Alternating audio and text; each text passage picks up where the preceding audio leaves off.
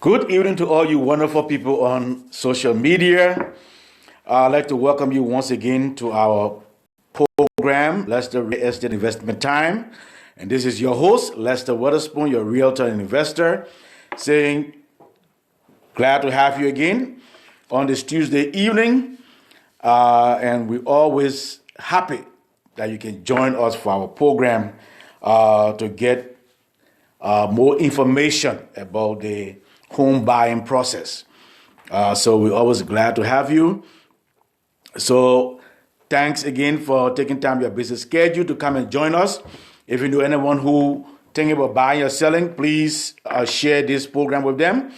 And just let us know if you know anybody who thinking about. We'll be glad to work with them, glad to sit and talk with them first and make sure that they are well informed and know exactly what they're getting into and how to move forward with the process. So we hope that you will at least listen and feel free if you have any questions, please just put in a comment below and we'll definitely respond to you in a timely manner. So glad to have you. And let's talk this evening about, in the past, I have spoken about this topic before too, but lately, I've been meeting with people and they ask me some questions and they need to go over some topics that I already talked about. And that's why you see me going over one of the topics again, because I think it's very key and crucial, especially looking at the home buying process, how to make an offer, or how to prepare a house to sell, and all those things. Those are key things you need to know. So on the weekend, I met some friends, and they were asking me again about to get more details about making an offer, how it works, and all that. So today I decided to just go over one more time, because maybe there are many others too who still want to know ask some questions, know more about how to go about making an offer, how to go about finding properties, and all that good stuff. So today we're looking at how to make an offer on a house if you want to buy a property. So if you know anybody who want to think about buying now or in the near future, please share this program with them, or just let me know and I will reach out to them, definitely. So now, home buying, first let me let you know, home buying is a process. It's not an overnight thing. You just jump out today, tomorrow, and start running with it. No, you have to something you have to plan for. You got to plan for it and step by step make the journey. Yeah.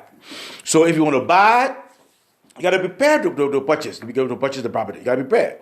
Now, the first thing you need to prepare to be preparing to buy, purchase a property, you need to make sure that you are in the position to purchase a property.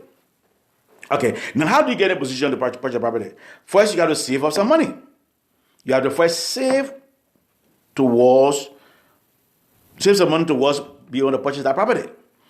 Now, while you are saving, I will encourage you also to meet with a lender. That the first thing to do, find out where you stand and how much a lender or a bank will approve you for to purchase a property. You see, because you can only buy within that parameter what you are qualified for. You cannot go above, because that means you're taking money from your own pocket to purchase. Because the bank will go by what you have been pre-approved for. That's what the bank will give you.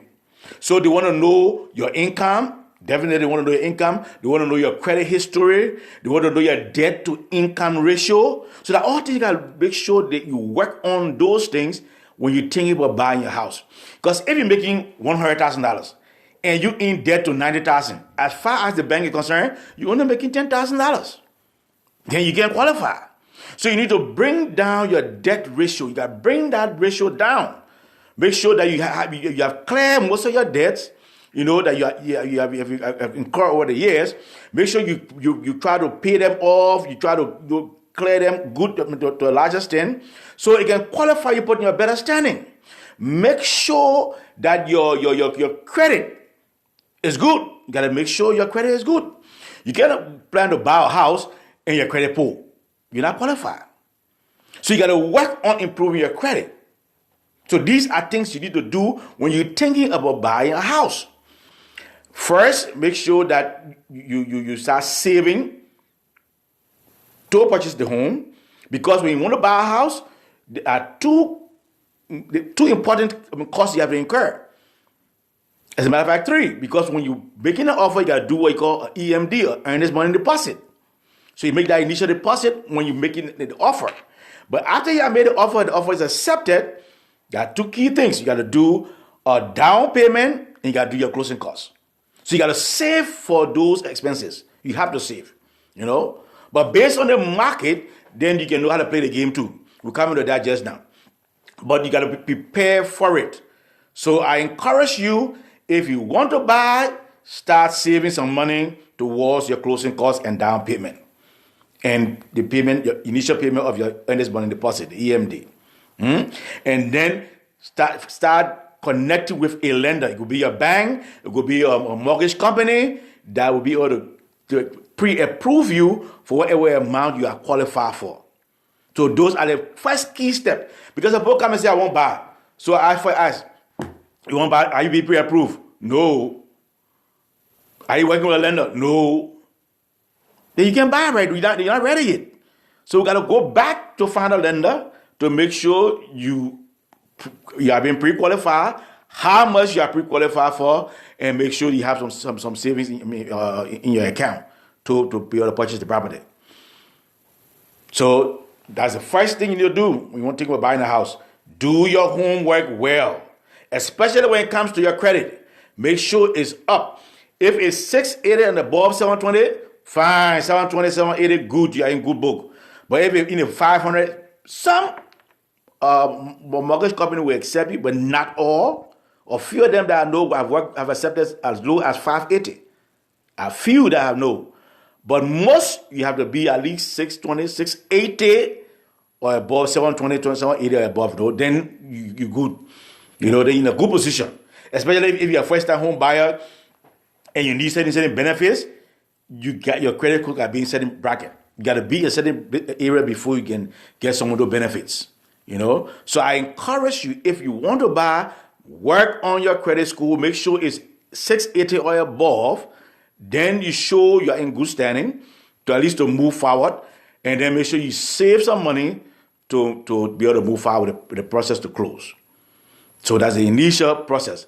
If you need any further information, if you need to meet with me one-on-one, just put a comment in the box below, and I will be glad to give you a call, meet with you one-on-one, give you more information, and see how best we can work together to make your dream come true, your real estate dream come true. Yeah.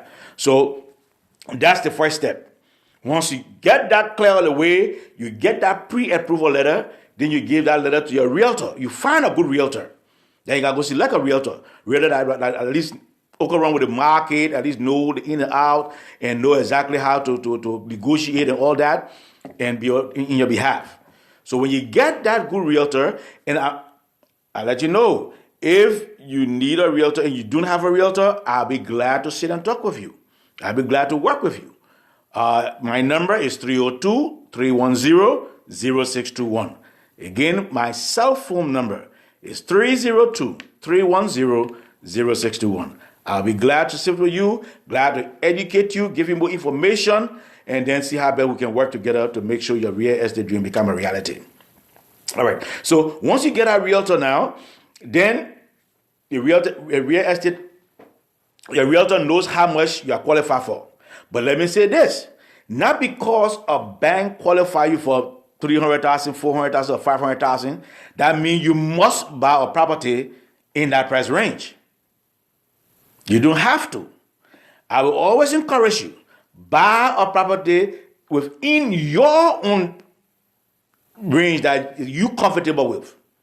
You see? Because if you're, what I tell my clients, if your husband and wife, buy a property what we can use to know one person salary to be able to pay the mortgage. So what that means, if one person lost their job, you can still keep your house, maintain your house. You see? But if you're a couple and you got to put your finances together, you got to pay the mortgage, that's not a good idea. That's not a good way to go. Because one person lost a job, you will definitely lose that property. So when you buy a property, even though you may qualify for 500,000, make sure that's something that you all can afford, that you guys comfortable with. You can pay it without any screen on you guys. So make sure you do your homework well, and make sure you do all the calculation. Make sure you are something you can do comfortably, that you got to screen yourself. Buy within your means. You see, not because John Brown buying $500,000 house, that means you got to buy a $500,000 house. No, I would not advise you to do that. I would not encourage you to do that. Buy a property that you show that you are comfortable with to pay the mortgage. Yeah. So once you get that information now, then you get on a drawing board, see what you guys comfortable with, and then based on that, then you make the negotiation. But another key thing you all need to know also is, what market are you all in? Is it a seller's market or is it a buyer's market? If it's a buyer's market, then at least you got some little wiggle room to be able to move forward and negotiate. Because normally when there's a buyer's market, that means there are less people looking for property, and there are a lot of property in the market. The inventory is high. You see, you got a lot of houses in the market for sale, and there are people looking to buy. That's what it means when you say a buyer's market. So by then buyers in control. Then the buyer can come say, look, your house is 500,000, but I can pay 450. I can pay 475. Then you negotiate with seller. Yeah. But when it's a seller's market, it's a different ballgame. Because by that it means that there's a shortage of inventory on the market. I mean, you don't have many houses on the market for sale. And there are a lot of buyers out there looking for the few property that are on the market. Then it's a seller's market. You see? So you have to know first which market you are in. You know, then that will prepare you to know how to move forward. You know? So make sure after you have gotten your pre-approval, know exactly what you're comfortable with, ask your agent, what market are we in currently? Ask. And let him tell you whether it's a buyer's market, or let her tell you whether it's a buyer market or a seller's market. And then once you find out what market you're in, then you can come up with what strategy to use in order to make your offer. You see? So once you got all the information, you're well informed, then you can make a well informed offer. You know, make a decision that you know that will be good for you. You see?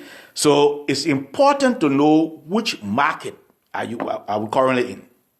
So make sure to always ask your buyer, your agent, are we in a buyer's market or are we in a seller's market? It's very, very important. You know, because you know if it's a seller market, you cannot negotiate, because by then the seller looking for the best and highest offer they can find. Yes, because by then in a seller's market, a seller will receive another 10, 15, 20 offers for that one property. And he's looking for the highest and best he can find. He's looking for the best loan term that he can find to accept. Because 9 out of 10 times when it's a seller market, the offers are always equal to almost the asking price or above asking price. You will never find anybody going below the asking price when it's a seller market. You will never find that. I tell you that. Because there are so many offers that the seller receiving. And as you look at them, when you see asking price, you just put it on one side. Below asking price, and not even say a question. He throwing it away in the trash can.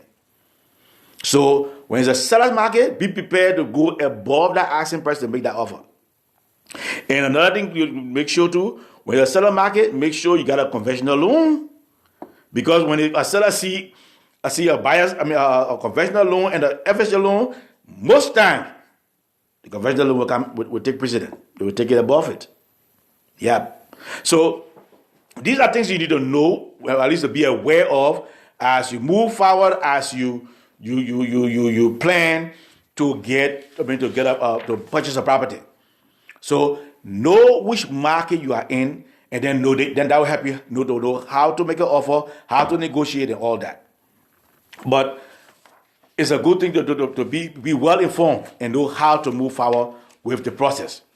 So once you know what market in, then you can know how much to offer to make. Whether you should go above if it's a seller market, or whether you go below if it's a buyer's market, or whether you make the asking price if you really like the property. It all depends. But again, your agent should work with you to be able to make an informed decision. At least you know exactly what you are doing. You're not going at least to make take a decision where you don't know nothing about. At least you are fully aware and know exactly what you're doing. Now, the next thing you need to be mindful about when it's a seller's market, 9 out of 10 chances when they're a seller's market, most buyers waive contingencies.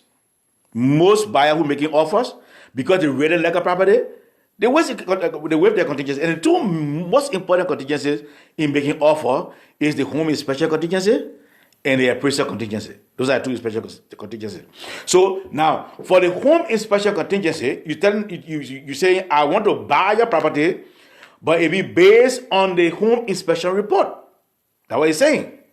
Now, if because when you make an offer and you accept it, then you got to order a home inspection. So you get a home inspector who will come check the property to make sure whether it's in good condition to move forward. See, the home inspector come to find out all the faults that are wrong with that property. Whether the stove working well, whether the lifespan of the heater, the water heater is good.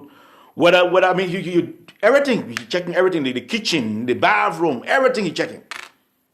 See? And then he will let you know these are the things that are found with the house. Now you, based on the report, can decide, yes, I won't continue based on the report, or no, that's a way to get out. That actually what is all about. It's a way for the buyer to walk away from that contract with their earnest money deposit. Because if you walk away from the contract and you don't have a legitimate reason for walking away, that seller is coming after your earnest money deposit. Oh, they're coming after it. Always, most time, not always, they will come after it. Because when you're making an offer, I told you earlier, you have to make an offer with what we call consideration. Because it's offer acceptance consideration. The consideration is the earnest money deposit, called it EMD. Yeah. So when you're making an offer, you got to make normally 1% of the offer price. So let's suppose the price is $300,000. So you make $3,000 EMD. If it's $500,000, you make a $5,000 EMD. You know. So that's how it go. 1% of the sales price. You see. So, but the contingencies, which is the home inspection contingency and the appraisal contingency. So based on that, you can walk away from the contract as a buyer if those contingencies are not met by the seller. But if you waive the contingency because you like the property so much, you say, I will buy it, I don't care what condition, I will buy it. So that means whether it got major issues or whether it 100% good, you are stuck to that property. You have to buy that property. That's what it means. You see? So it's always good. I always encourage my buyer, but again, if it's a seller market, when everybody running after the property, waiving contingency, sometimes we waive contingency ourselves because of the competition, you know. But if there's no competition and if there's a buyer market, I encourage you to always make sure your contingencies are in place. Then you have that appraisal contingency and the home inspection contingency. The home inspector is to say, give you that report and say, these are the faults, and you can say, okay, based on the faults, I can negotiate with the seller to see how much he can fix, and then I'll still move forward. Or you can say, no, I'm not interested, I want to walk away. And you leave, and you get the earnest money deposit back. When it comes to the appraiser, with the appraiser, the back of the bank will only give you that amount based on the appraisal report. So let's suppose the offer price is $400,000 for the property, and the appraiser go to do an appraisal of the property, and he comes back to say the property is $400,000, but based on the assessment that I did of the property, it's only worth $375,000. That seller will have to get back on the drawing board and have to adjust that price to $375, or you can walk away. You can just send out notice based on the appraisal report. You have to make an adjustment to the property, bring it down to $375, or I walk away, and you can walk away free. But if the appraiser go to do his assessment, and he come back to say the property is worth $400,000, is on the market for $400,000, and it worth $400,000, you good, no problem. Or if it's above $400,000, then you're in good business. That means you are buying that property with, or you already buying the property with some equity in the property, which is good for you as a buyer. That means you're purchasing the property already that have value in it already. And that's a good deal right there. So let's suppose the property is $400,000. And a appraiser comes in, oh, based on the assessment, the property is $425. Ooh, jump up. Because I mean you have $25,000 already in that property. Good business. You see? Then you're rolling now. You got nothing to worry about. You see? So when you're buying, always, of course, the seller praying that you come to either the asking price or above, because once you come below, you got to get back on the drawing board. You got to get back on the drawing board to make sure the adjustments are made in order to continue the process. But once that people come back to say all is well, they're in good business. If you say it's the same asking price or above, then there's no problem. You can continue the process. Then definitely it's good. Yeah, it's very good. It's a very good thing. So as I said, and make sure when we buy in a house, always make sure for your EMD, you don't want to give 1% of what the asking price is. What price you agree on is. You know? So you give more if you want to really impress the seller, to make sure you gain more, get more favor. You can do that. You can go above. Let's suppose the property is $300,000. 1% of $300,000 would be $3,000. But some people give up to $5,000. Just to tell the person, look, I'm qualified. I have the money. I can do it. You know, you can do that. You can do that if you want. It's up to you. But again, it's your shot. You can make that call. You see. So, but you have to make sure that you're well informed and make sure all is well. You see. And then once that has been done and all that, you have all that information, you make your offer. Definitely, you have an agent that will ready to negotiate for you, that can ready stand up for you, come up with some good terms that, will be comfortable between a win-win situation where the buyer be happy, the seller happy, and you can move forward. That would be a great thing. You see? So, you make an offer, again, make the offer, and once that offer is accepted, then the process begins. That means you gotta get a inspector to come inspect it, get a home appraiser, the appraiser to come do the appraisal, and then from there you move forward towards the closing, and then you have your home, and you are happy. But in a nutshell, we're just trying to talk about what you need to do in preparing up to buy a house and what the steps in making an offer on a property. So, that's what the focus is today. So I hope this gave you some more information, at least you be more informed about the process. But if you have any doubt, you have any questions, please do not hesitate to call or text me. Again, my cell phone number is 302-310-0621. Again, my cell phone number is 302-310-0621. Feel free to call or text me, or you can call me on my business line direct.